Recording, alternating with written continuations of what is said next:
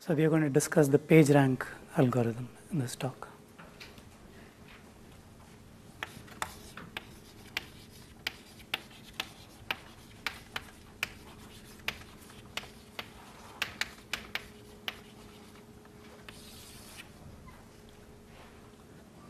So today morning I did a Google search to find out how many websites are there on the entire web.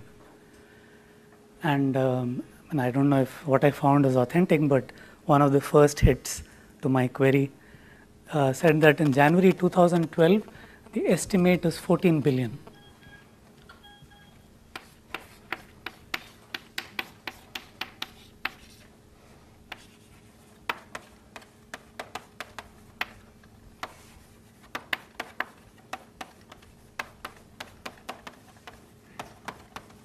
I mean, websites to which you can crawl and reach.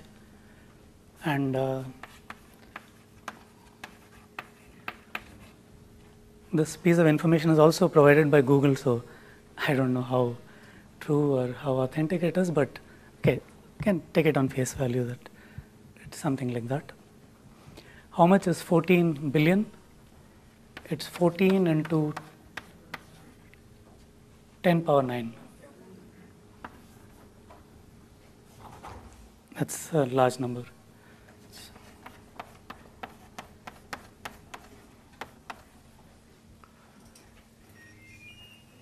It's over 10 power 10. Is that right?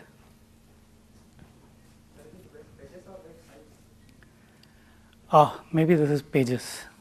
You're right. So not this is probably the number of web pages.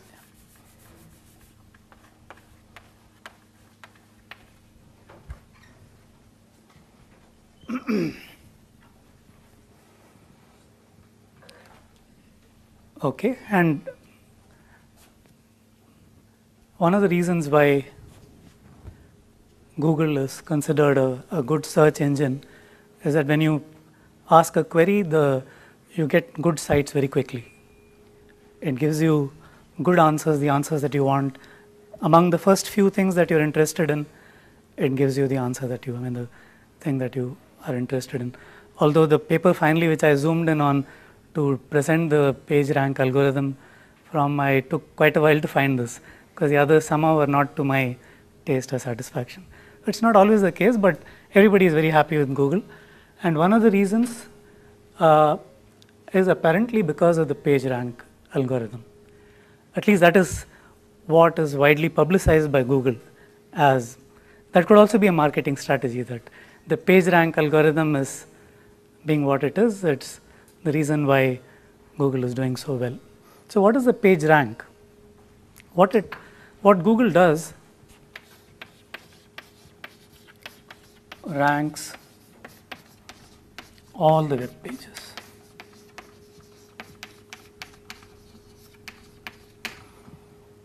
So it stores this huge vector which assigns a numerical rank to all the web pages, and when there is a query which it processes, and it's a partial retrieval query, there's a number of pages which satisfy the query, that keywords that it's looking for, whatever search it does, it gives you the list of answers according to this PageRank, according to the rank vector that it stores.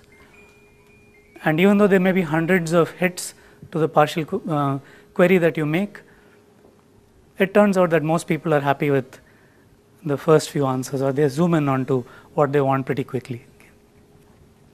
And what you're going to discuss is the algorithm that Google uses to rank all the pages. So basically what it does is what is called importance score vector.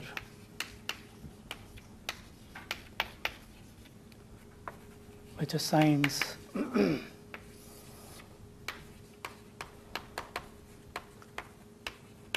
importance score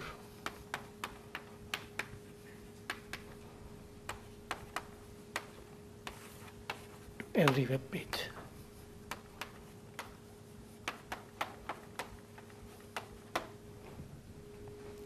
The importance score is just a non-negative real number. So it's just a number, and the ranking is according to the ranking given by these scores.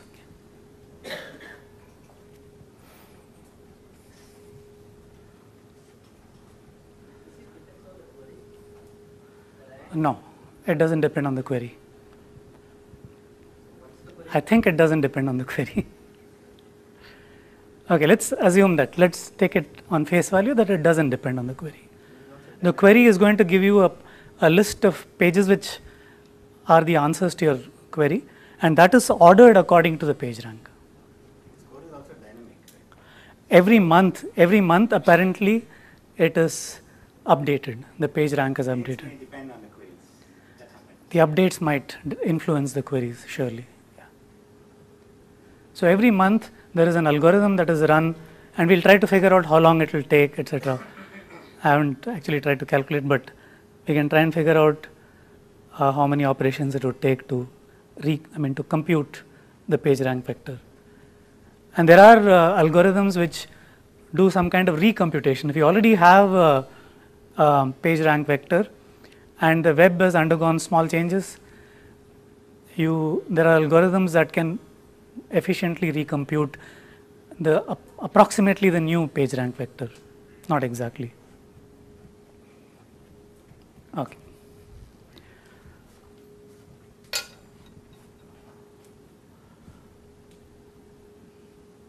Yeah, in general, there are these three brutal things that Google seems to do. One is to crawl the web and get all pages, and the other is to build database. Okay, that is a very sophisticated thing, I guess, because different keywords, and they have their own importance of keywords, etc., which index into the database. I don't know how the database is actually organized. Some kind of partial retrieval, maybe B-tree-like structure, I don't know, because it's something that's suitable for partial match queries. So they organize this database. And the third is this page rank.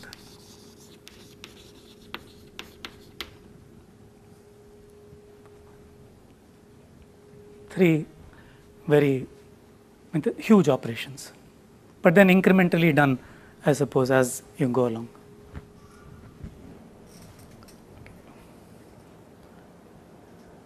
So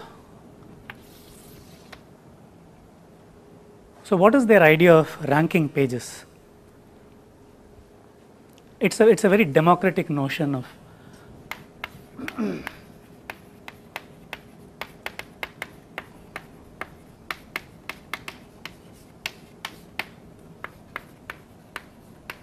in the following sense, that they don't look at the contents of the pages to figure out whether it's important or not. A page is important if the web considers it important. So what then would be a measure of importance of a page? How many links point to that page?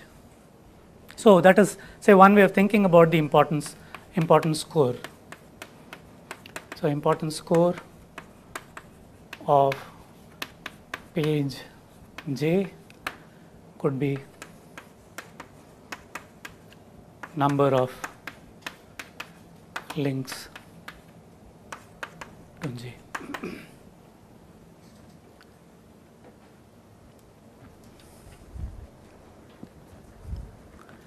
But that could be, isn't that, do you think that is really representative of the entire web? Just counting the number of links that point to page J, would that be representative of the entire web? Because what I can do is to just create a little network of my own with many, many edges pointing to my page, and thereby say that I am a very important page. Okay. So what matters is not just the number of links that point to J, but the importance of those links. How many important links point to j, because that is more likely to be representative of the entire web. Somehow the information that is spread across the web somehow passes on importance to a particular web page. Okay.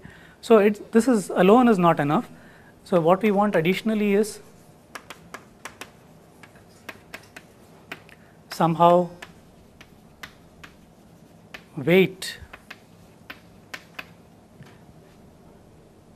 by the importance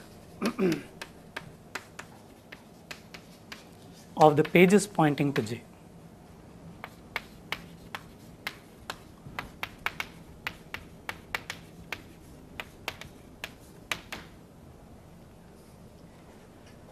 So, we somehow want to bring in that as well, but notice that there is immediately a circularity in the definition.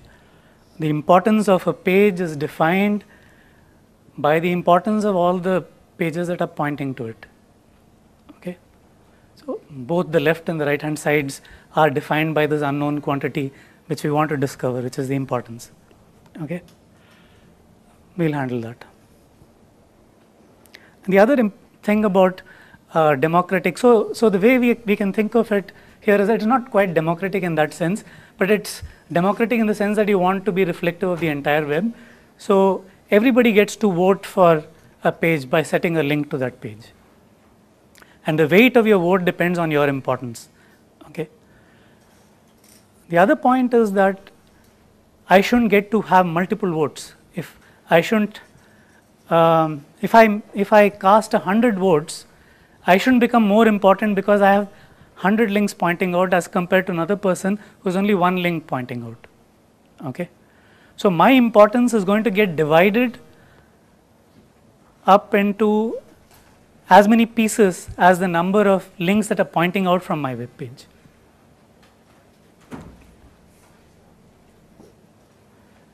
It is similar in spirit to not allowing a person to vote multiple times.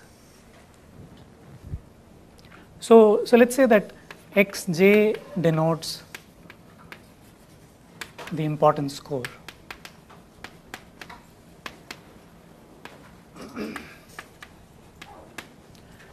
Then what we are talking about is, so let us say n I is number of links going out from page I,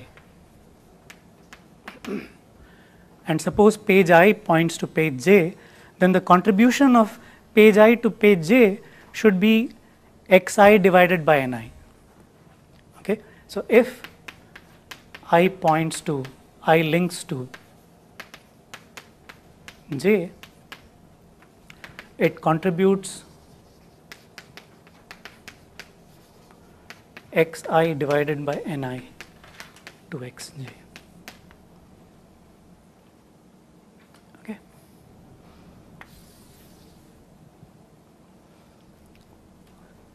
So, what does that mean? So, what is xj then? Xj can be therefore written as the sum of all xi divided by ni, where I belongs to Lj. What is Lj? Lj is set of pages linking to j.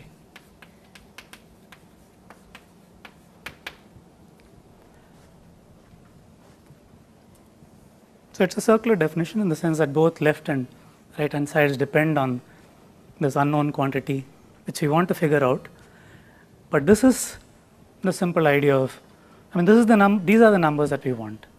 We have to make sense out of these numbers and see if we can compute them efficiently.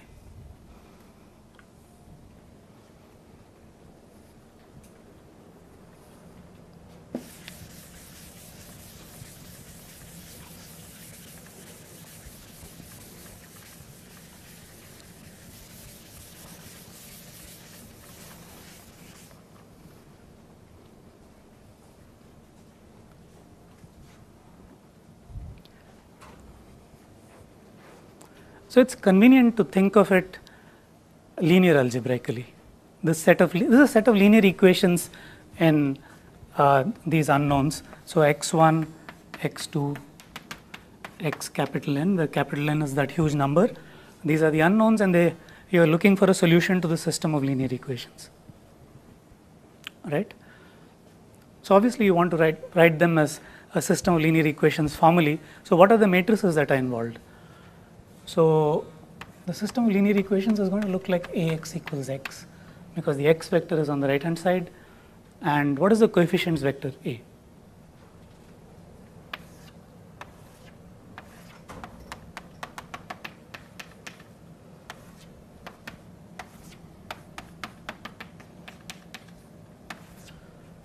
Let's figure out the jth column.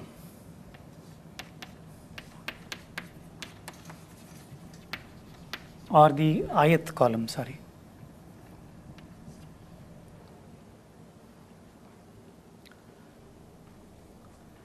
In this coefficient vector.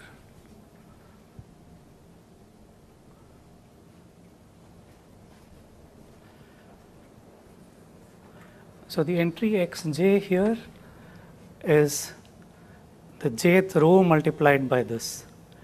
And all the things that are going to contribute are those which link to j. So in the ith column, you've got 1 by ni in all the locations, ni many of them, to which I has a link. Okay, so this is a matrix. You can say that A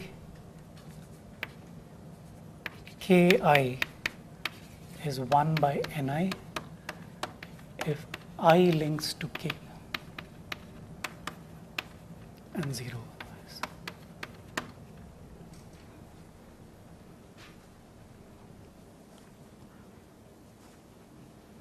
So there is this huge matrix, 14 billion by 14 billion, and the page rank vector that you're interested in is a solution to this system of linear equations.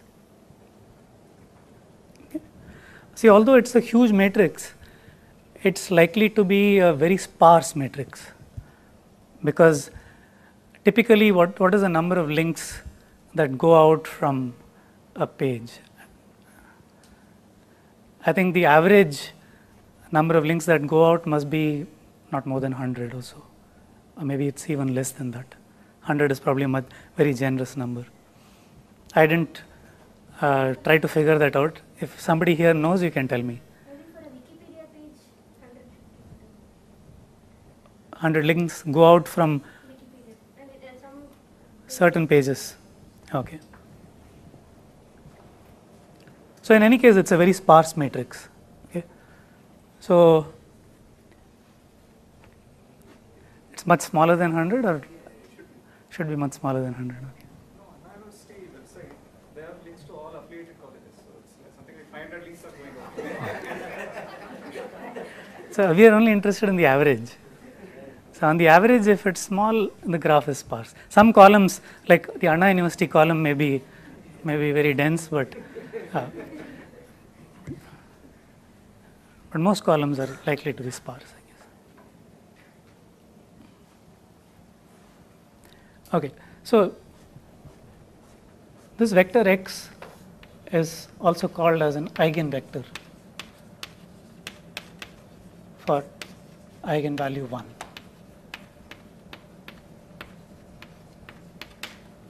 First question is, why should such a vector exist at all? You all know what eigenvalue and eigenvector means, I guess. So lambda, so A is any matrix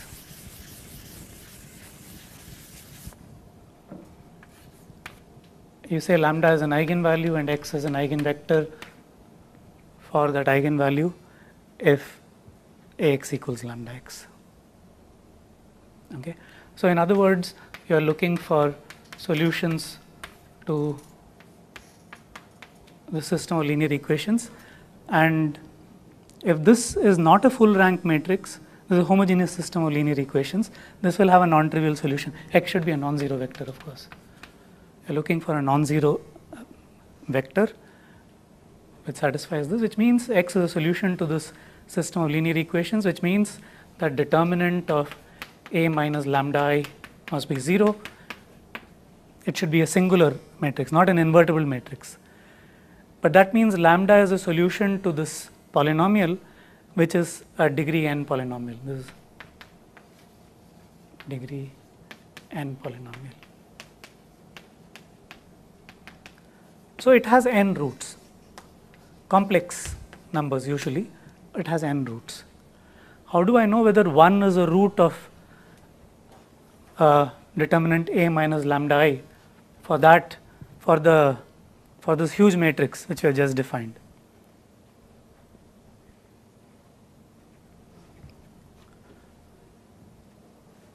Fortunately, it's something that we can quickly figure out by using the fact that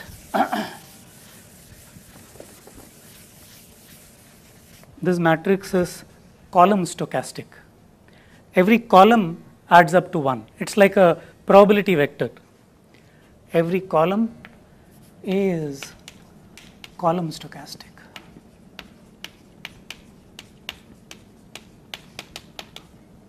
That is, each column sum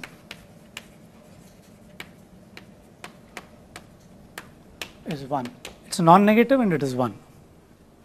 So you can think of it as a probability distribution on the n web pages in the entire web. Each column vector is like a probability distribution. It has non-zero probabilities not on many nodes, not on many pages, only ni of them, which is small, but it's still a probability distribution. The other point is that this is the same for A or A transpose. It doesn't matter what you, so the eigenvalues of A are the same as the eigenvalues of A transpose. Okay. So in other words, I can also look at Y transpose A equals Y transpose for a row vector Y and ask if this has a solution. If this has a solution, it means that A transpose Y equals Y. So Y is an eigenvector for eigenvalue 1 of A transpose. That would mean that 1 is an eigenvalue of A transpose, and since A and A transpose have the same eigenvalues, 1 would be an eigenvalue of A as well. What is the simple solution to this?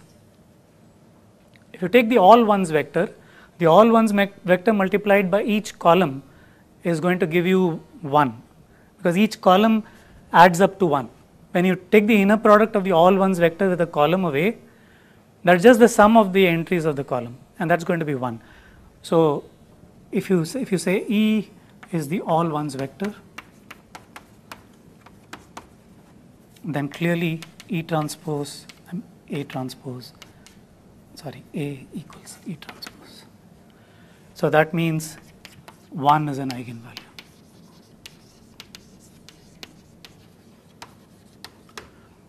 But what we want is a right eigenvector.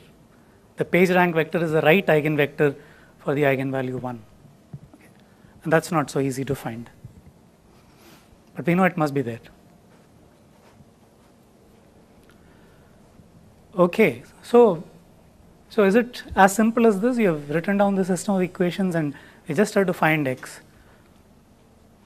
There are a couple of issues that we need to deal with.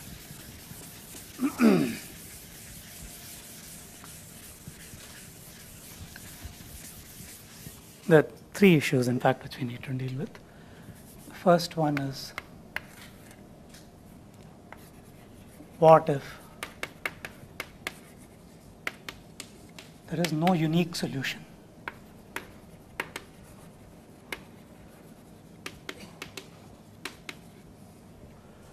Let's call this star.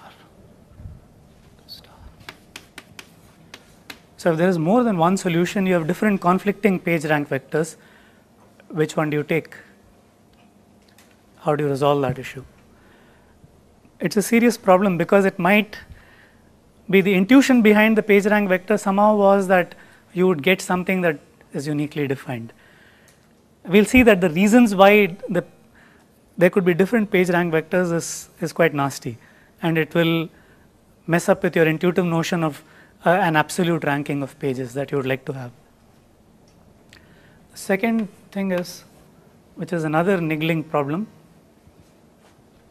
is that here when I said this, when I said that E transpose A equals E transpose, I've assumed that there is no column which is all zeros. No column of A is all zeros. So when I say that every column is a probability distribution, which is like, all the non-zero entries are 1 by ni, adding up to 1, it is because I'm assuming that there are no nodes which are so-called dangling nodes in the web. There are no pages which have no links going out at all.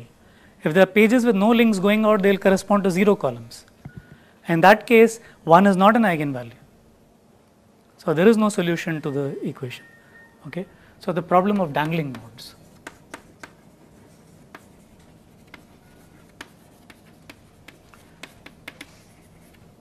So it's an easy exercise to prove that if there are dangling nodes, then 1 is not an eigenvalue. Okay. So if there are these dead ends,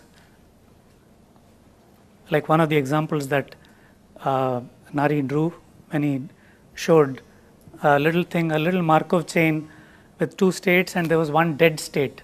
The dead state is like a dangling node in the entire web. Okay. And the third thing is, how do we compute it? Compute X in reasonable time.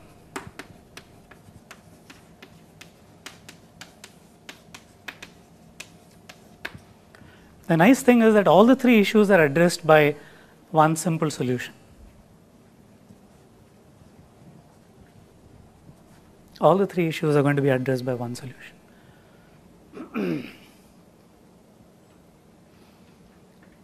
And the solution is a kind of engineering solution which just works. Okay, it's based on some linear algebra, but it's just an engineered solution.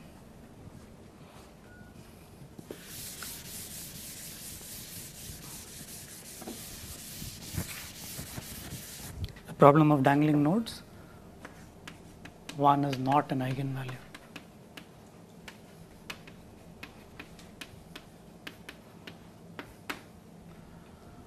So what if there is no unique solution? Can you give me an example of a small web? So by now it's clear that for us, web is just a 14 billion node directed graph. It's just this huge directed graph. Can you give me an example of a small directed graph for which 1 is not an eigenvalue? For which, if we take the corresponding column stochastic matrix A, 1 is not an eigenvalue.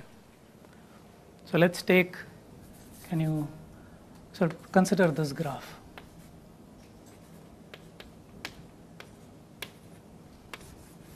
I'm taking a very simple example. It's a disconnected graph. So what is the matrix A corresponding to this? It's a 6 column matrix. What is column 1? All the things coming out of 1. So that is 0, 1. What is column 2?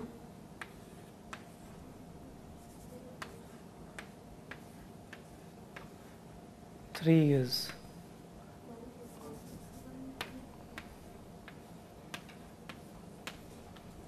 what is 4?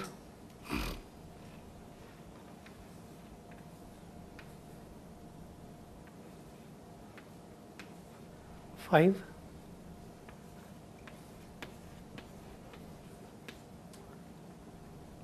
Six will be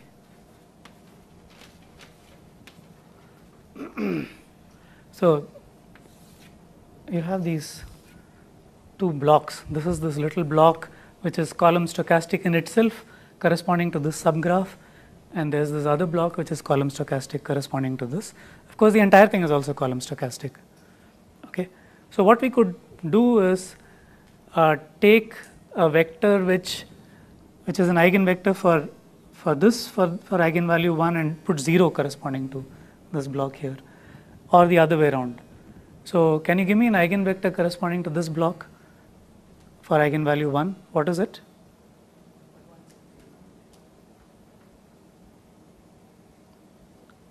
All ones.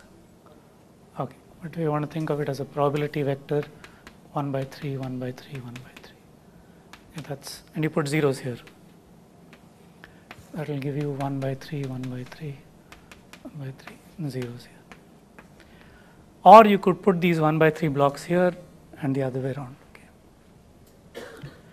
So you have two linearly independent eigenvectors corresponding to the eigenvalue 1. One in which you put 1 by 3 on top and zeros below, and the other one in which you put 1 by 3 below and zeros above.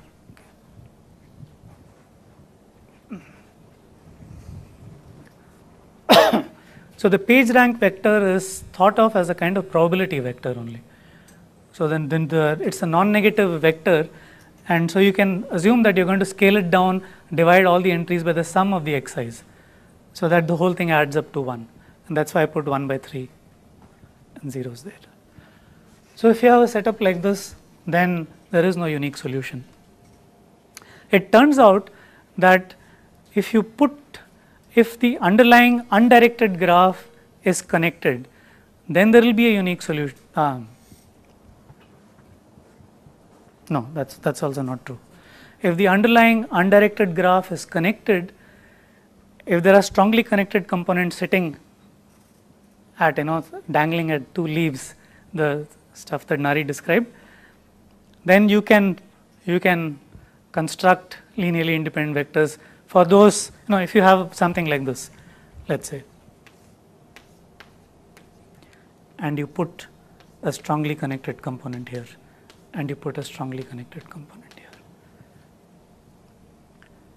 then you can construct eigenvectors which are linearly independent, one corresponding to this, one corresponding to this. Put only non-zero weight on this, and then you will have an eigenvector which corresponds to this for this graph. You can check that out easily. Another one which corresponds to this. So if the graph is not strongly connected, then there can be multiple solutions to this. Okay. So how are you going to ensure that this huge graph it's not going to be strongly connected? We know that this huge graph consists of very small strongly connected components. People link to each other basically. And otherwise it's only loosely connected, the entire web. And there are many dangling nodes. Apparently 80% of the pages on the web are dangling pages. So how do we deal with this? Why can't we put just one node and just put all the nodes, a link from this node to all nodes? Like it's huge, but one solution. That's the solution. Yeah. So from the dangling pages, you are going to put a uniform link to all the pages. That's how Google handles it.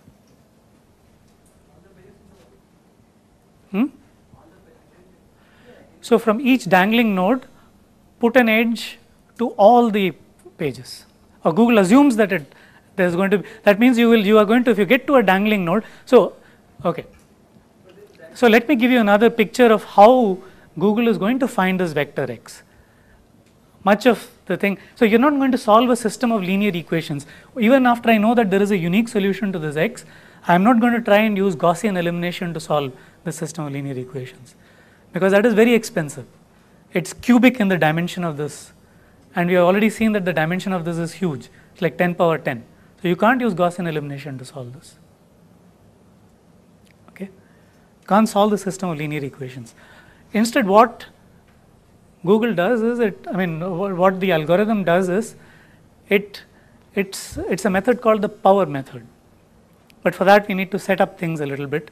It's going to iteratively find x. It's going to start at some arbitrary probability distribution, say the current page rank vector, and then A is modified. A has become a new graph now.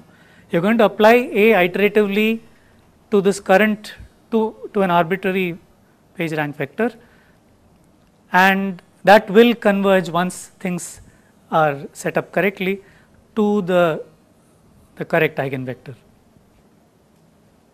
And it will rapidly converge once things are set up correctly. Okay, so in other words, what does it mean to apply A to X? It means that I'm going to start at a node that I pick with the same probability distribution as defined by X. X is basically a probability distribution, and I'm picking a page according to that probability distribution. And then applying A means that I follow the out edges with uniform probability. If I'm sitting at a page I with ni edges going out, then with probability 1 by ni, I go to any one of them. I do a random surfing, basically. That's what applying A once means. If I apply A k times, it means that I'm taking k random steps. I'm a random surfer and I'm taking k random steps in the graph. If I hit a dangling node, I'm going to do a teleportation, or that's what Google does. They call it teleportation, which basically means what you said. With probability 1 by capital N, jump to any page and continue the random walk. Okay, so does that make sense? It turns out that this intuition matches with the original intuition of saying that, so when you do a random walk for sufficient amount of time, the probability with which you will be at a page will roughly correspond to its importance score. Okay, you can prove that formally. But we need to deal with these situations first. What if there is no unique solution? That's because there is more than one strongly connected component. So here is an example. I leave it to you as an easy exercise to work out that you can define, you can see that this has linearly independent eigenvectors for eigenvalue 1. One which is supported here and 0 here, and conversely. What I was suggesting was to take care of this thing also, because you said that if the graph is strongly connected, then it will have a unique solution, right? So instead of from dangling nodes you put a link outwards, you make one node, a new node, which is adjacent to, which has incoming and outgoing edges from all the nodes.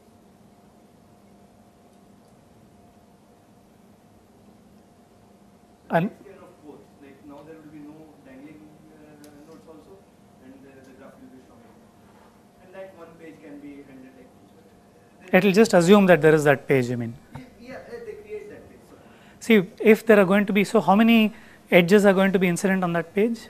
all. Yeah, I think that will okay, so I think that will disturb the page rank a little too much. So let's just go to the solution that Google offers, or the page rank algorithm offers.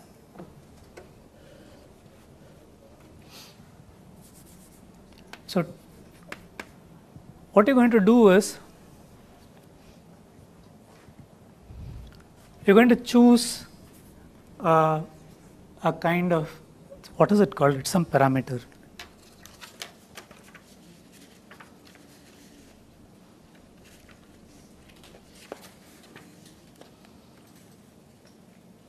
That parameter has a name which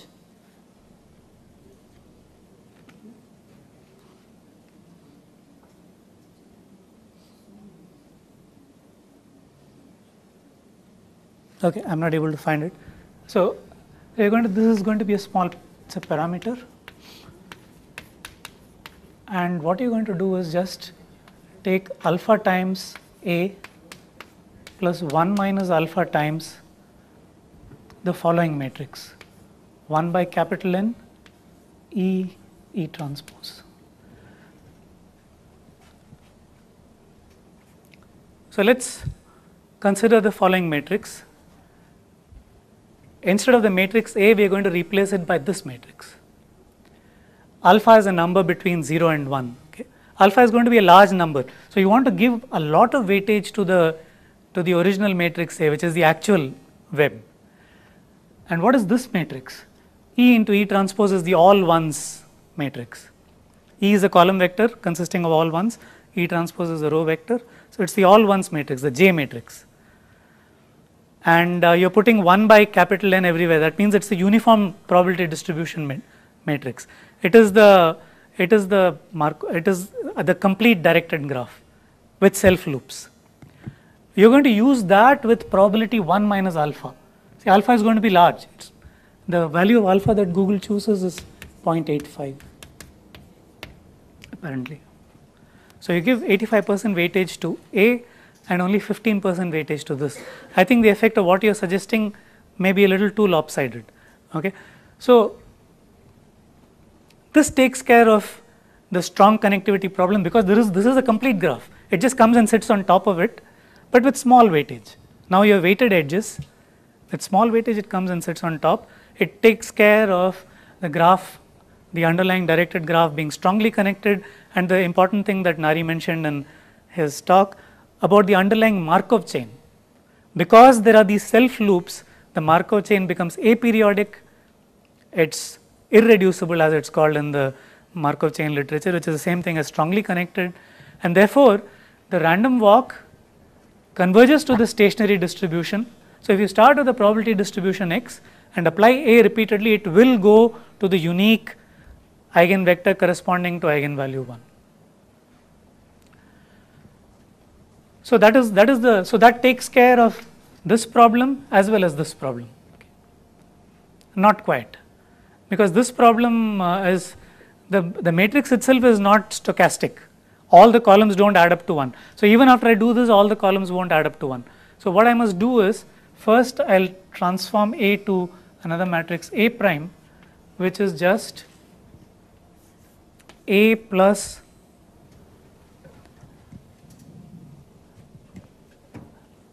the matrix where I put 1 by n in all the columns which correspond to dangling nodes. So I'll call that 1 by capital N D multiplied by E transpose, where D is basically the vector which is zeros and ones. I have 1 if this is a dangling node. So in the ith location, I'll have 1 if I is a dangling node.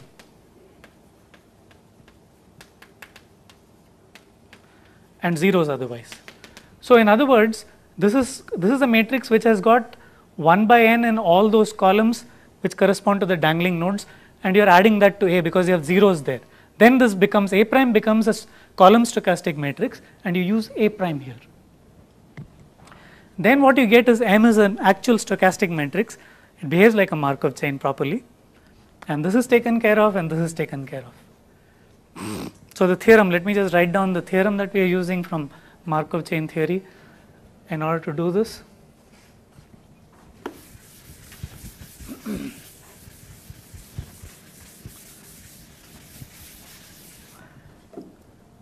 So if M is a Markov chain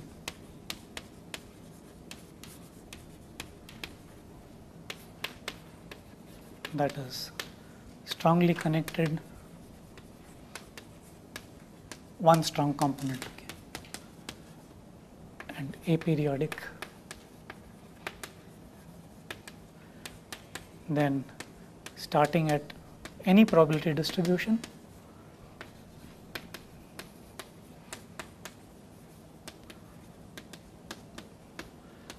M converges to the unique stationary distribution, which is the eigenvector for eigenvalue 1.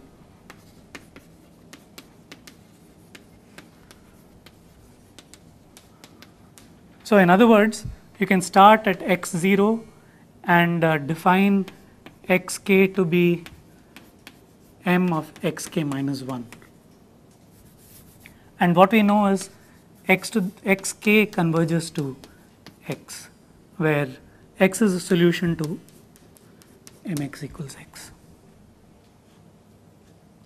And how rapidly xk converges to x is going to tell you what the running time of the PageRank update algorithm is, the PageRank algorithm.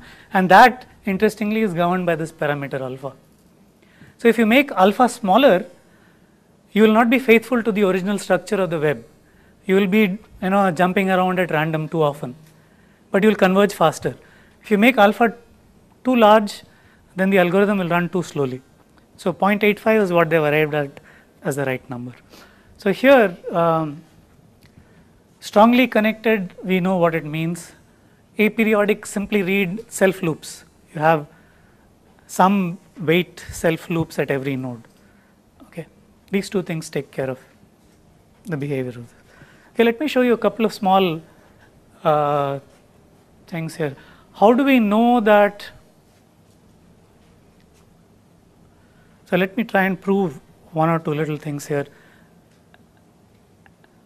Yeah, what are the things that we need to argue? One is, how quickly does this converge to X? That's one thing that I need to tell you. The other is about the fact that if it is strongly connected, then there is a unique eigenvector corresponding to eigenvalue 1. And then I think these are the two things. Okay, let's just.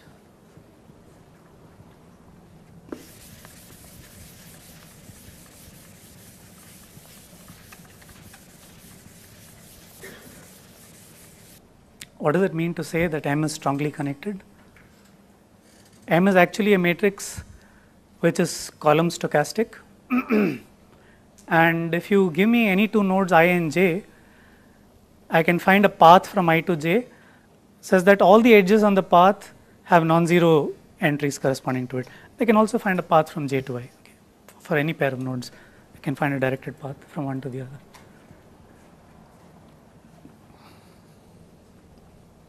So how do I prove that it has a unique eigenvector corresponding to eigenvalue 1? Firstly,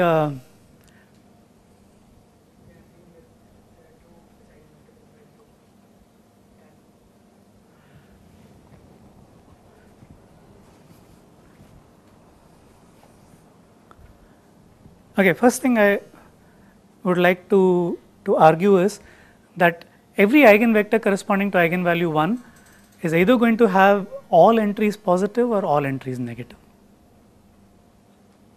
Okay. So suppose not. So suppose, so claim 1. Oh, I'm going very slowly. How much more time can I take? 10-15 minutes? I don't think I should be proving these things in detail. Every eigenvector for M corresponding to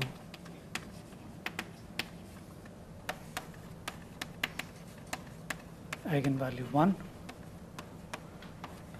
has all positive or all negative entries.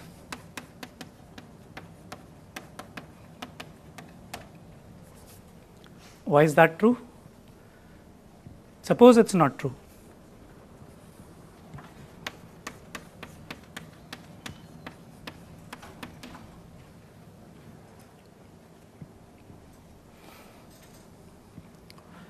Since it's a strongly connected thing, there will be a pair of nodes I and j such that, so these are the values. So mx equals x, and x has both positive and negative entries. So there will be a pair of values such that xi is say positive and xj is negative with an edge between them. There are positive and negative, so there will be two adjacent guys with edge in some direction, an edge between them. Now let's look at the equation corresponding to, so summation m kl, the kth row, ith row, mik xk is equal to xi.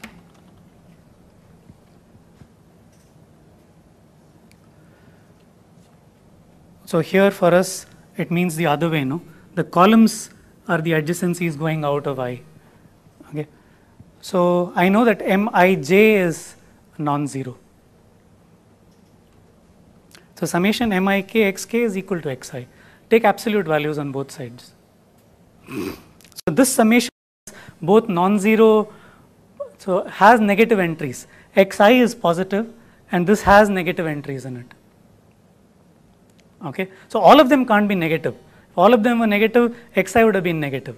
So there are negative as well as positive non-zero entries in it, which means when I take absolute value of xi is absolute value of summation Mik xk, that is strictly less than summation, the summation is over k, Mik absolute value of xk.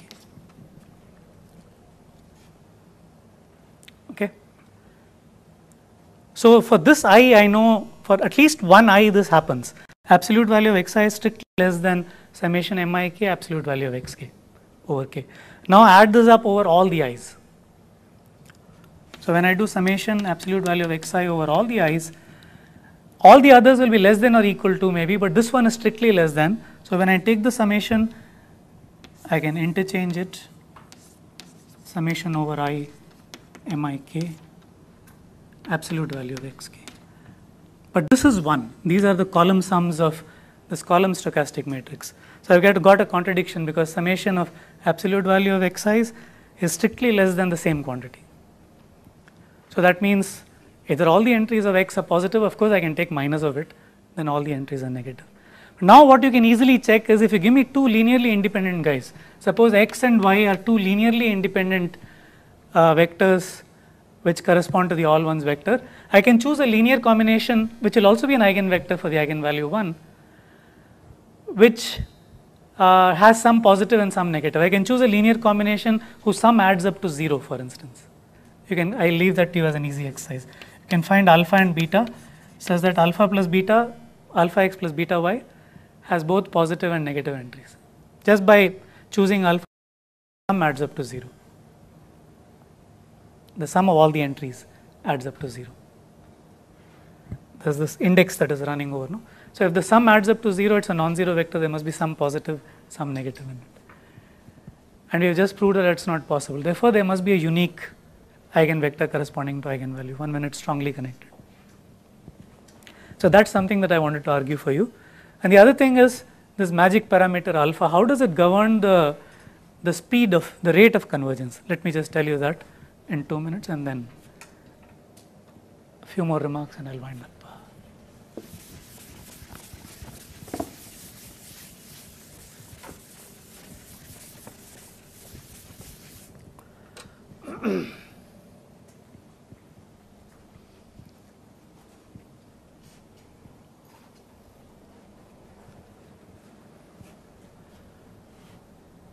So what are the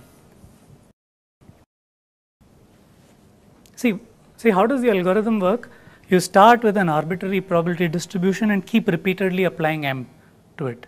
Every time you apply m, so if you take a probability distribution, you can check that m into x k is also a probability distribution because it's a convex combination of probability distributions. Each column is a probability distribution.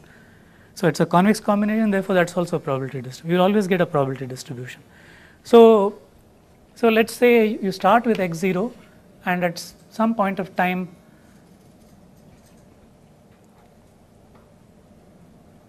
you start at x0 and let's say q is the eigenvector or x is the eigenvector.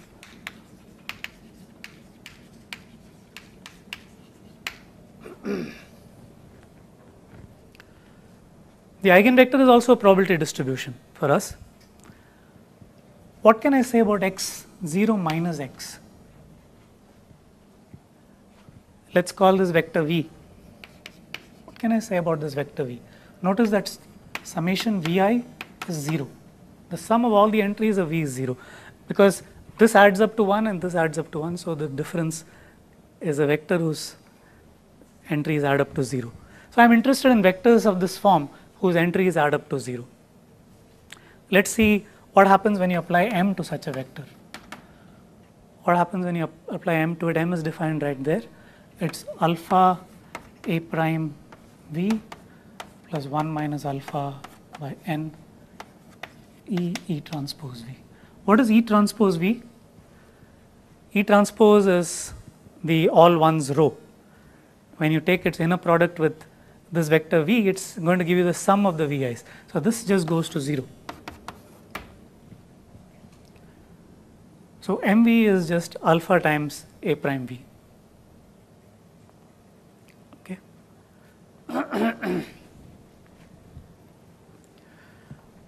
The other easy thing to see is that the L1 norm of A prime V is at most the L1 norm of. So what is the L1 norm? What I mean is just the sum of the absolute values of the entries. Okay. So the L1 norm of, I'm going to measure how quickly this converges by trying to figure out how quickly the L1 norm shrinks. I'm going to find out how rapidly the L1 norm shrinks. Okay.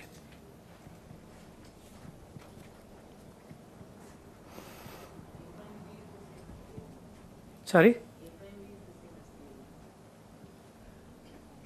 A prime? A prime V won't be equal to AV because A prime, I've added those, I've made it a column stochastic matrix. A is substochastic because it has dangling nodes. Now A prime is a column stochastic matrix. It need not be strongly connected. So because it's column stochastic, you can easily argue that this will be bounded by this. Okay, I'll leave again that as a simple exercise in triangle inequality basically to check that this is upper bounded by this. Sum of the absolute values of the entries. I just had to use the fact that the columns of A prime add up to 1 and that's it.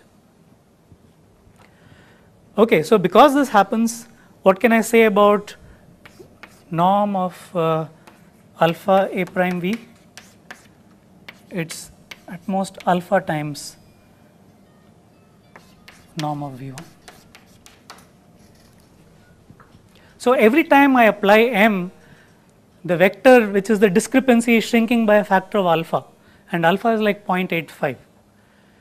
So if I have a tolerance parameter epsilon, I just need to apply, I'm converging exponentially rapidly, which is defined by that 0.85 which is there. Okay.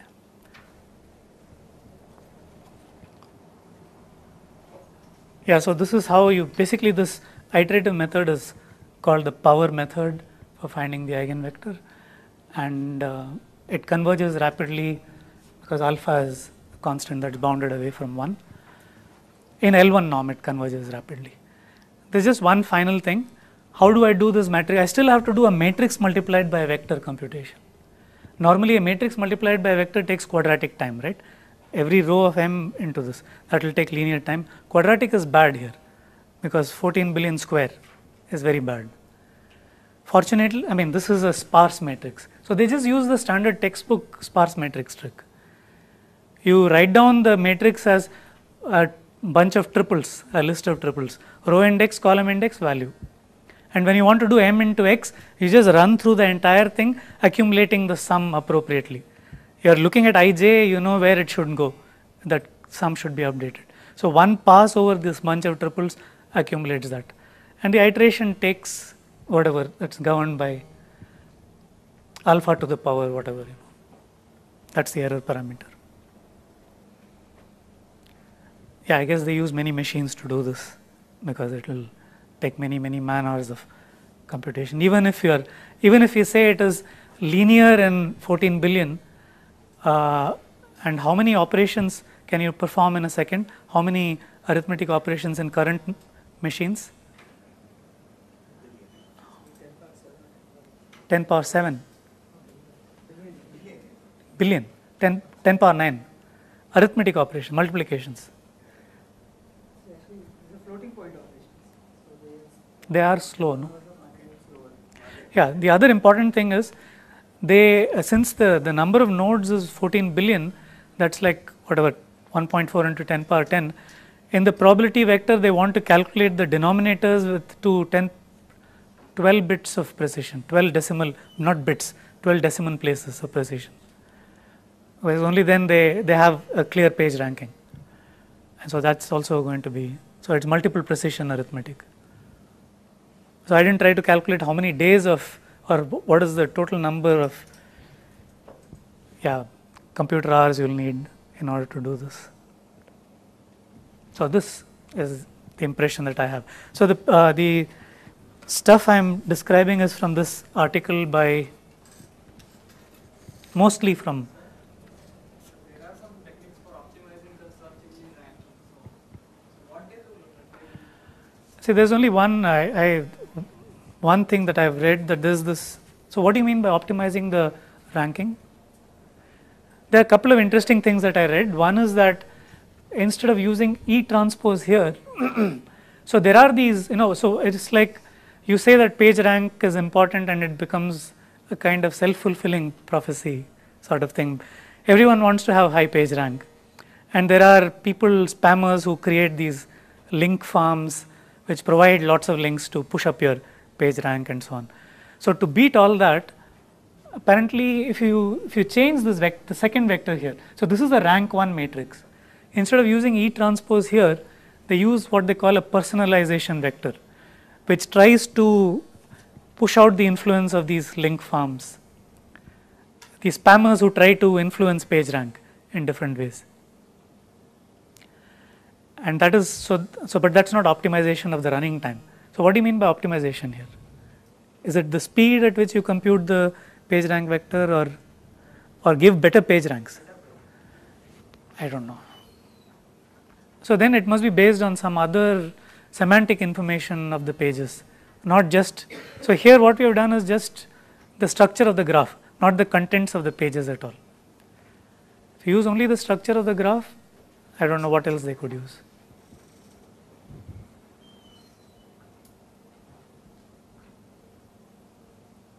Yeah, the other thing, apparently there's a lot of research in trying to, in figuring out efficient ways of doing this updation. See, you have a page rank vector.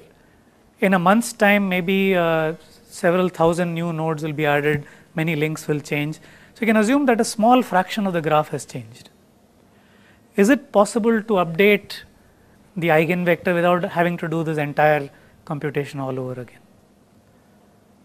And there are some interesting suggestions. What you do apparently is, if you assume that only a small number of nodes have changed, you can collapse the rest of the web to a single node, work on the small graph, and kind of paste it onto the original page rank vector. And that gives a good approximation to the correct page rank. This is a paper by somebody called Chien and the two Kumars, Ravi Kumar, Shiva Kumar, and one more guy whose name I don't remember. It's a few years ago. So that's one thing that I noticed while Google searching. So this article is quite nice. It's by Brian and Liza. It's called the 25 into 10 to the power 9 $ eigenvector problem. Eigenvector, the linear algebra behind Google.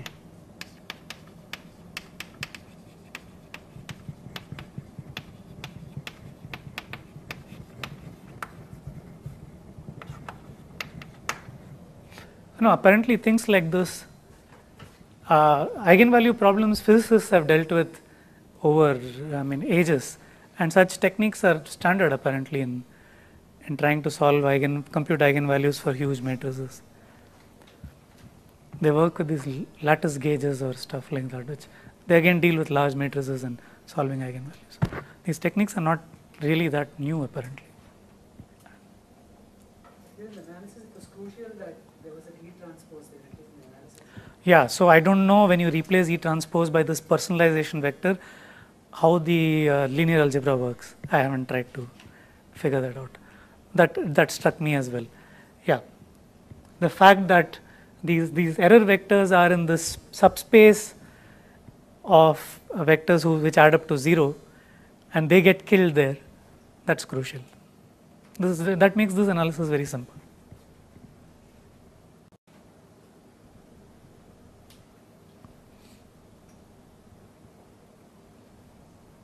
I'll stop.